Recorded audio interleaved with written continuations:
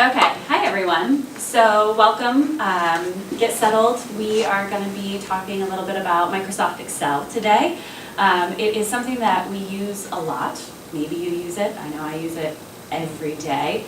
And there are some things that you can do to make it a little bit easier for yourself. So that's what I want to take you through today. So first, today's lesson, the goal of it is going to be just to understand some basic features. Hopefully you know a little bit, because we're not going to go through inserting text in a cell, stuff like that, but we're going to talk more about formulas and things that can help you in everyday tasks, especially something like administrative tasks like creating a mail merge, which I often am working on. The agenda for today, I apologize if my head is in the way. We will talk about the objectives for today's lesson. We're going to talk as a group about our essential questions and kind of see what you know of Excel and where we can go with that. I will do a brief instruction on the first 3 objectives. Then we'll take a break for you guys to work either in pairs or on your own to practice them. That'll be a good opportunity for you to ask me questions, and also during these practice sessions to have you do at least one of the skills for each time. And then again, I will present the lesson on the last 2 objectives, do the same thing where we break a little bit and practice. And then we're going to close by reviewing the essential questions to see if your answers have changed at all, and also wrap up the class to see what you learned or if you have any questions left.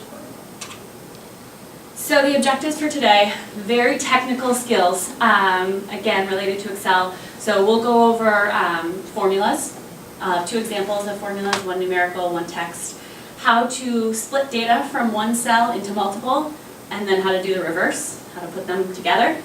Identifying duplicates and removing them. And then number 5 is kind of a catch-all of a lot of shortcuts that I've learned over the years that have been really helpful, so I want to share with you guys, and hopefully they are helpful to you as well. Any questions so far? Okay, so I would love for you guys to take a minute and read these questions and think about them and share your answers. If you feel more comfortable, you can write them down, but really I want to have a conversation and talk a little bit more about why you think Excel is useful and if or how you use it. So I use Excel quite a bit, and I like that it allows me to organize information in a way that is visually very easy for me to read. So instead of having to look at a block of text, I can kind of pick and choose what information I'm seeing at any given time. Mm-hmm. James, one of the things that I actually use Excel or Excel-like apps for is a lot of data gathering and data presentation. So like using cells in order to generate like a pie chart or like a line graph or something like that. Mm-hmm. For when I'm at work is very useful, because then it's much easier to present stats, like circulation stats, in that format. Yes. So I'll share my everyday job. I work as a donor services manager, so I manage the database of our donors at a nonprofit. And we are constantly, my team and I are constantly executing requests for analysis.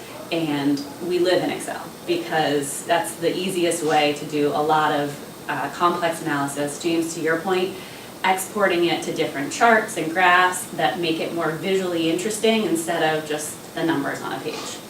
The other piece that we're specifically working on right now, it was our end of fiscal year, so we're sending out a lot of letters to remind people to pay the pledges that they made, which is why I'm focusing on that mail merge aspect of things and getting important data into other documents that may be helpful. So why is this important?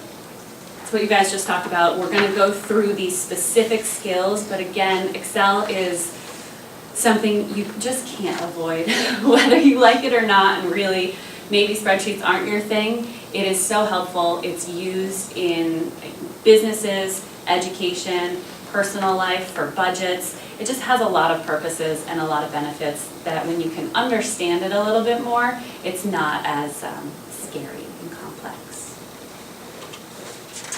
So this is our time. I'm gonna escape out of here and go to the spreadsheet. We're going to first talk about the first three objectives. So, creating a numerical formula. So, here's a perfect example. Here is a mail merge file. And one of the things that we have to do at my nonprofit is we talk about how much you donate in dollars, but then how many meals it provides. So in order to do this equation, meals to dollars, for every $1, it's 3 meals. So I need to multiply the dollars by 3 in order to get meals so that I can easily get this into a mail merge.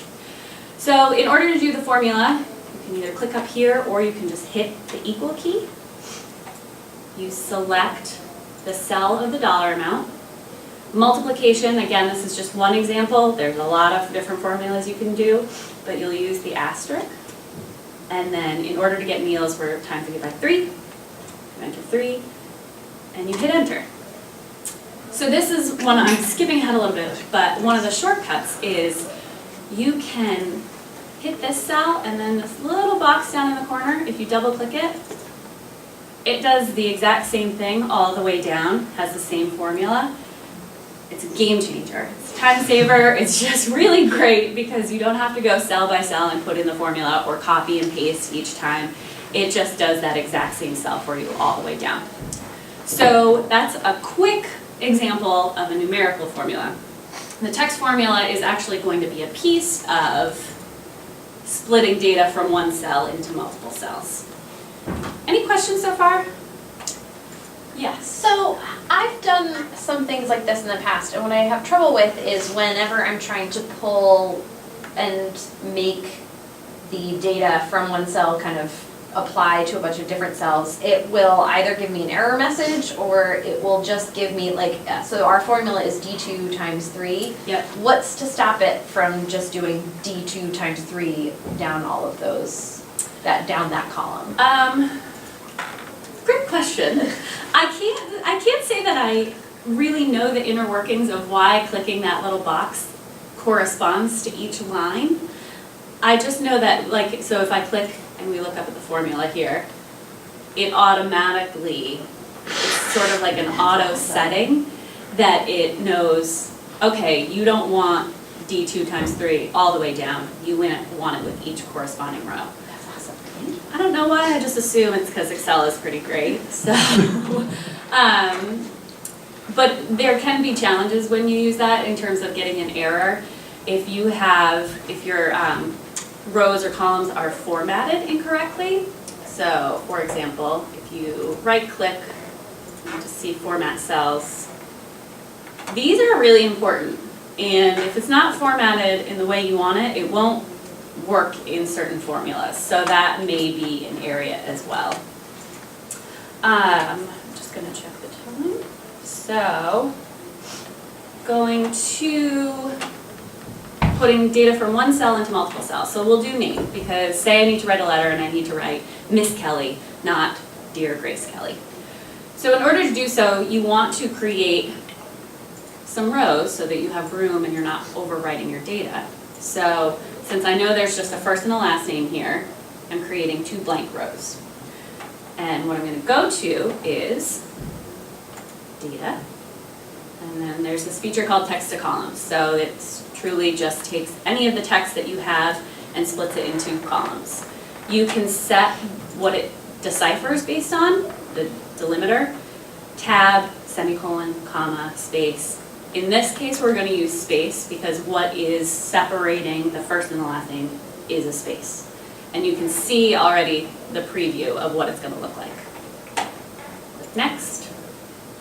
This I usually leave as it is, but this is if you needed to set it as a different format. And then you finish. And there you have it.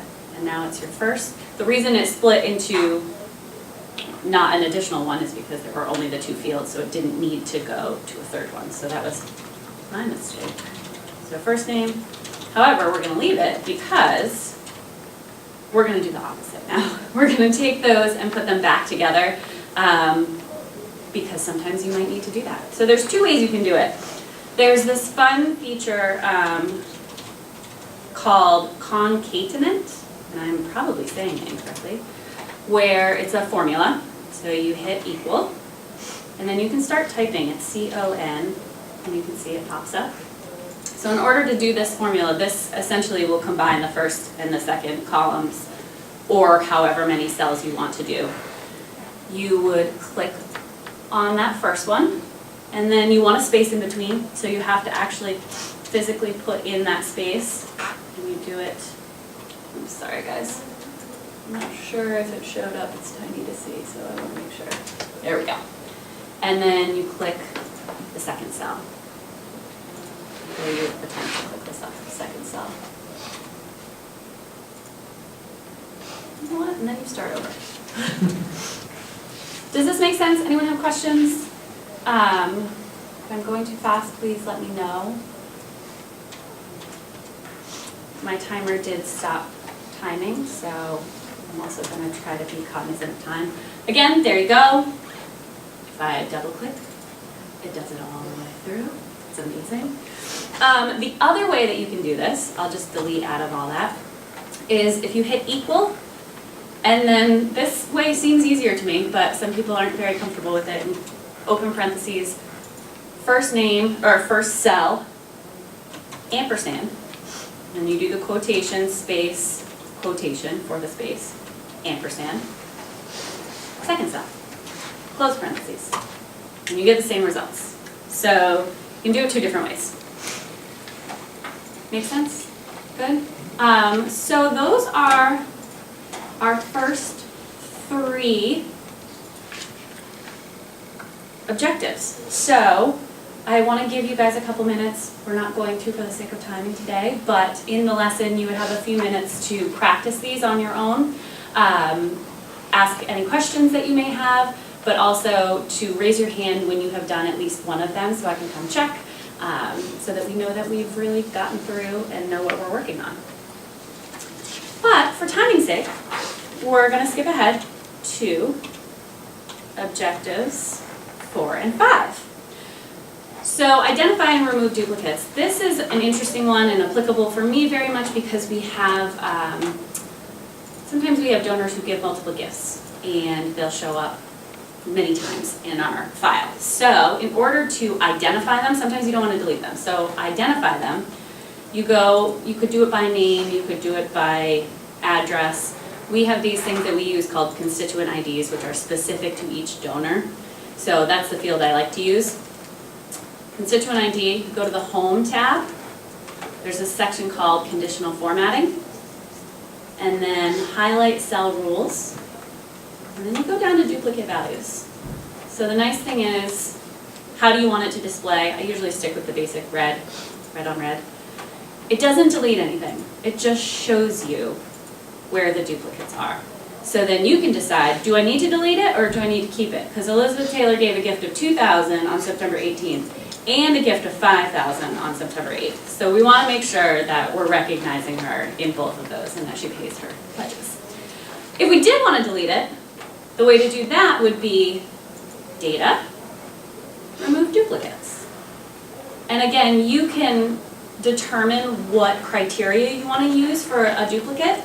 If you select all of the columns, it's not going to delete anything because Elizabeth Taylor has a different gift date and a different gift amount and a different meal amount. So those are specific to that row. So I'm going to do just column A. Maybe I am. And will be remove duplicates? No, that's not how it's going to work for us today. There we go. So we'll undo that. Just do column A, and remove duplicates. So on a Windows computer, that would have worked. We will come back to that as to why it doesn't work, and I apologize, but generally it would remove one of the duplicates. The problem with that feature is you don't get the choice of which duplicate it removes. Excel decides. Any questions about that? Sorry that it's not working, but again, for timing's sake, I want to move on. So finally, I want to take you guys through just a few shortcuts. So one of them I showed you where you can double click and it does the formula all the way down. Another one, say you had a report and all of your columns, they just look awful. And you could go through and double click each thing to make it the correct size, or you can click between the 1 and the A, and then in between any columns, double click, and it auto fits to that specific column. Again, just a little trick, but it's really a nice one. But say you have a really long spreadsheet, another thing that we can do. Again, I'm flying through these pretty fast, but I'll have a handout afterwards that will have some of these tips and tricks that you can look at. So another one is if you have a really long spreadsheet and you need to get to the bottom really quick so that you can total how much has been donated, hit Control and arrow down. Again, sorry. I will say that clearly I do this on a Microsoft computer, on a Windows computer, and not on a Mac. So I apologize for the challenge of technology. Yeah, none of that is going to do what I want it to do. So I will provide that in the handout of what you can use if you're on a Windows-based computer and not a Mac, unfortunately.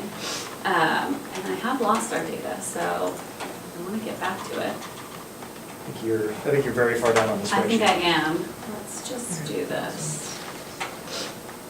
Okay, so the other piece that I am a really big fan of when I'm using spreadsheets is keeping this top row visible all the time. So you can do that by going to View, and you can freeze top row. So no matter how far down you scroll, you can still see that top row, and you know what each column is for.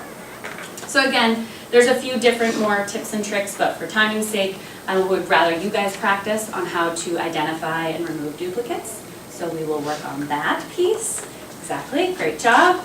And I will have provided you with some data in order to do these activities. But in wrapping up, I want to revisit our essential questions and see, would your answers have changed? Did these lessons and these skills change how you could use Excel? And you can say no. You can say, no, I knew all those things. But hopefully you can see a little bit more of the features of Excel. Do you have any questions or comments? Yeah. I learned quite a bit. Thank you very much. Okay, good. So for wrap up, I would give you note cards, and I would have you guys just put one thing you learned, one thing you wanted to learn but you didn't, and one that maybe you need further clarification on so that we can revisit it in the next class, or we can chat one-on-one. So if there are no other questions, then I will just say thank you. Thank you.